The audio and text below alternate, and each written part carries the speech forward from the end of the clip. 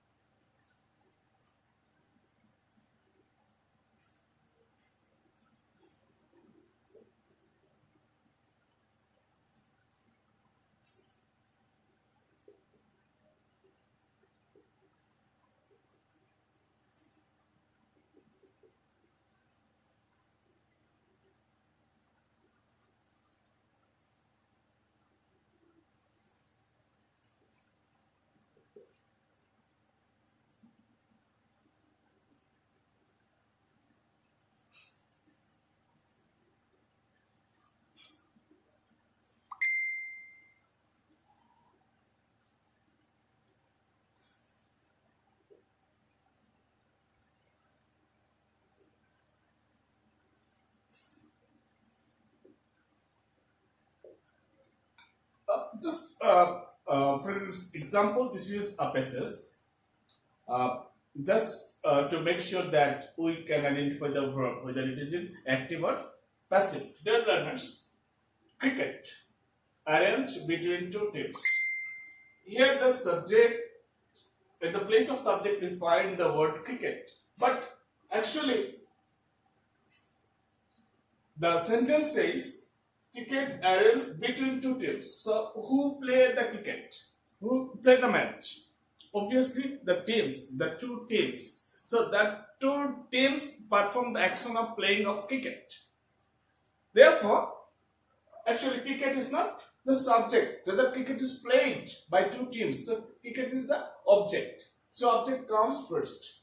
Therefore, this is in passive mode, and the verb should be in passive form.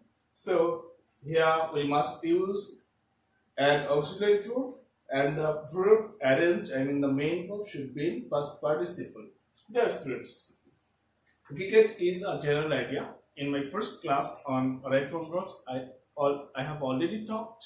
I gave you some ideas about whether the passage is in present or past. This is obviously present because this is talking about cricket, a general idea. This is not telling a story, or this is not narrating a story happened in past. Rather, there is no time relationship here. This is just talking about an idea, that is cricket.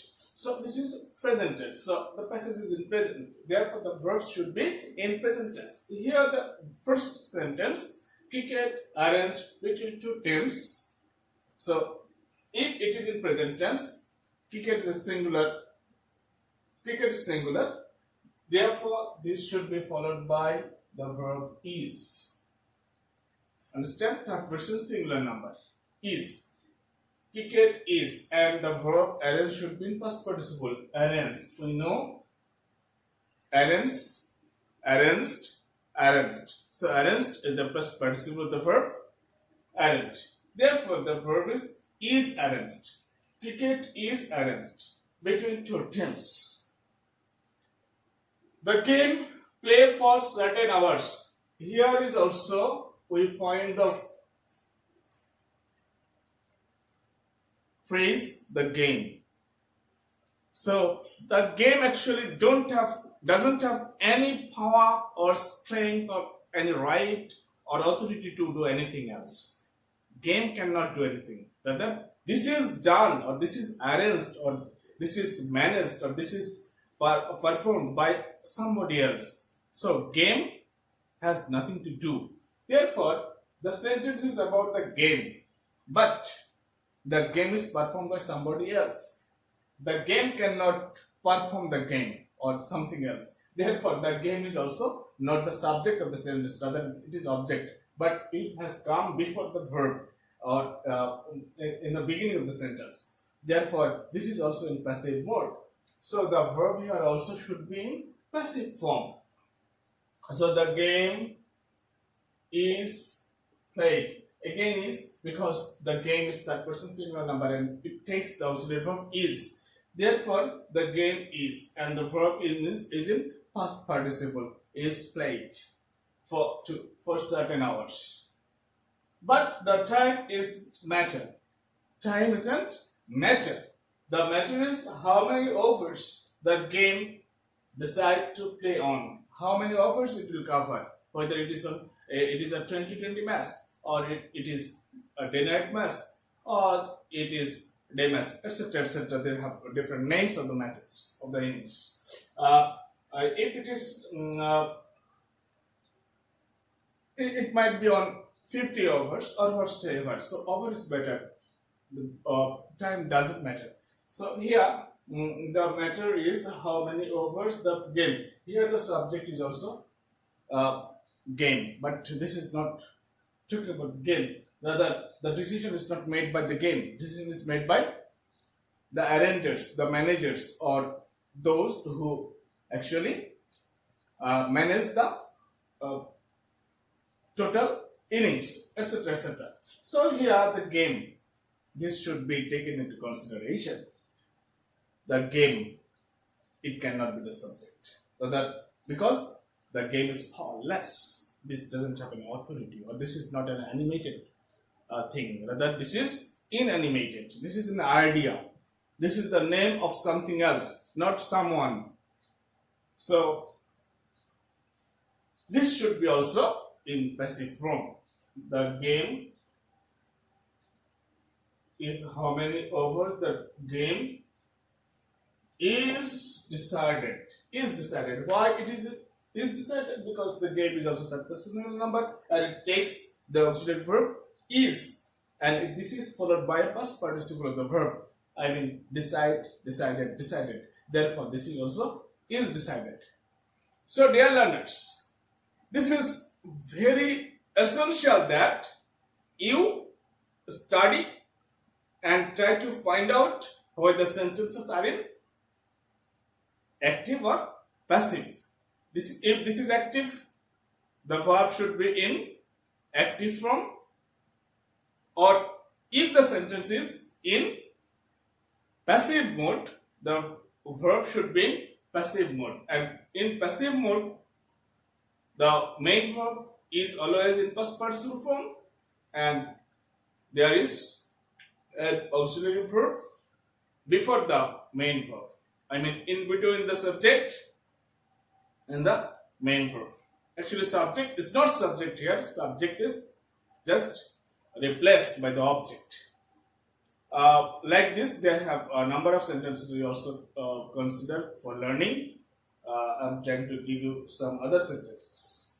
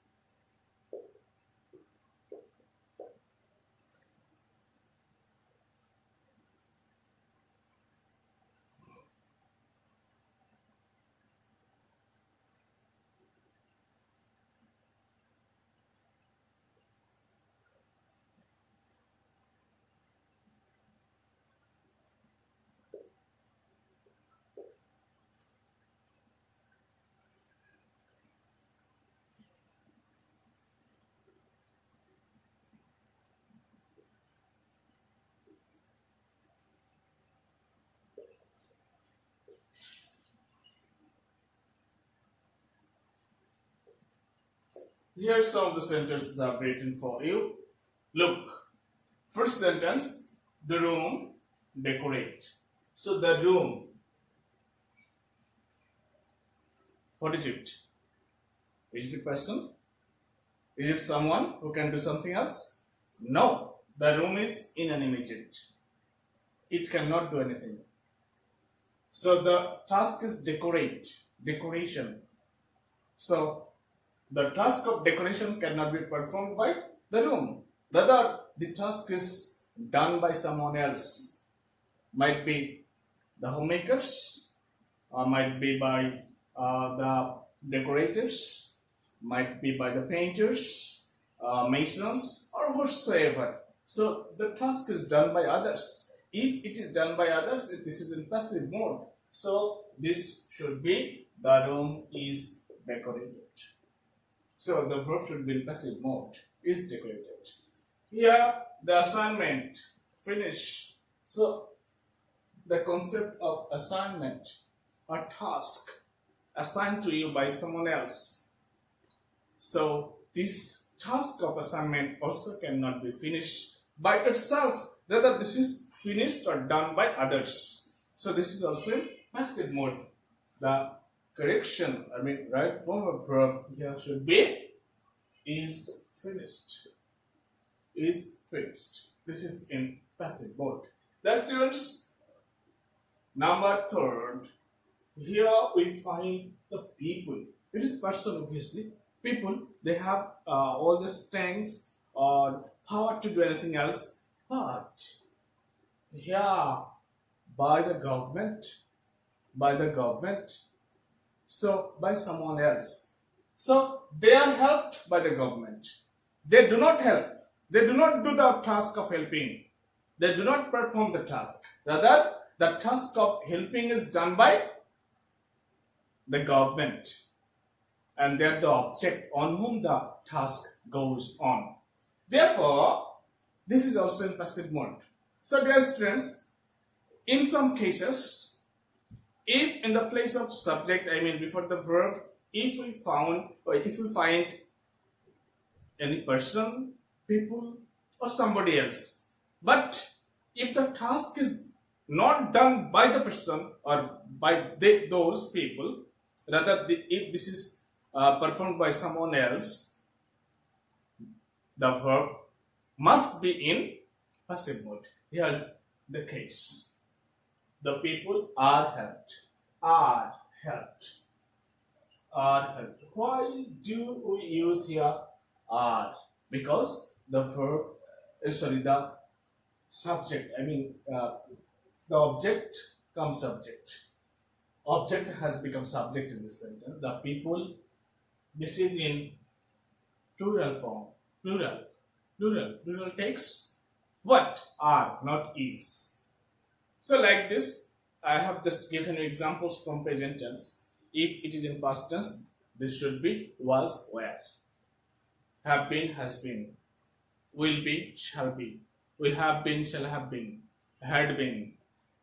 These are the auxiliaries we usually use in case of passive sentences. So dear students, actually it needs more clarification. We need to emphasize on all the cases of passive sentences and its constructions in different tenses. I hope I will be with you in my next class and try to clarify the idea further. Until then, I expect you keep hale and hearty, maintain the health rules, wear mask if you go out, and obviously you will get in touch. Thank you all for attending my class, for viewing my class. Oh, another thing I'd like to remind you, please don't forget to subscribe, like, share, and subscribe my channel, because this will help me get encouraged to give you more classes like this. Thank you.